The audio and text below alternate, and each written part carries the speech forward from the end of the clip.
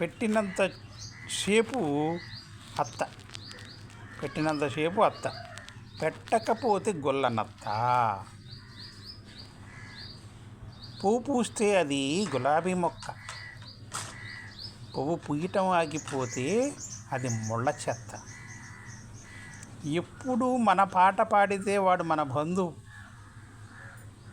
లేదంటే వాడు మన శత్రువు. అయ్యా, ఈ విధం అసలు తగినదేనా? ఎప్పుడూ ఎవరైనా ఎప్పుడూ పెడుతూ ఉంటారా? ఎప్పుడూ పెడుతూ ఉంటారా ఎవరైనా? పెట్టకపోతే మాట మార్చేస్తావా? పెట్టినంతసేపు అత్త, పెట్టకపోతే గుల్లనత్త. ఏ చెట్టైనా ఎప్పుడూ పూస్తూ ఉంటుందా? పూస్తే అది గులాబీ మొక్క, పువ్వు పుయ్యకపోతే అది ముళ్ళ చెత్త.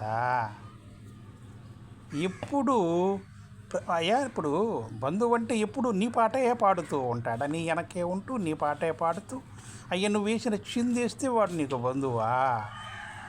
అయ్యా, వాడి బ్రతుకు, వాడి అవసరం, వాడి ఆనందం ఉండదా? వాడి పాట వాడి పాడుకోవద్దా? నీ పాటే పాడాలా, నీ వెనకే చిందియ్యాలా? వేస్తే వాడు బంధువు, లేదంటే శత్రువు. ఇది మనుషులకు తగినదేనా? ఒక్కసారి యోచన చేయండి, ఆలోచించండి ఒక్కసారి.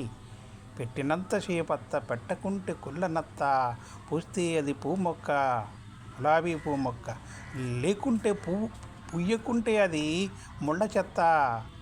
మన పాట పాడితే వాడు బంధువు, లేకుంటే వాడు శత్రువు. ఏంటన్నా ఇది? మనుషులకు తగిందేనా? ఈ విధం తగిందేనా మనుషులకు? ప్రశ్నిస్తున్న ప్రతి ఒక్కడు ఈ ప్రశ్నకు జవాబు రాసుకోండి. మీ అంతటా మీరు మారండి.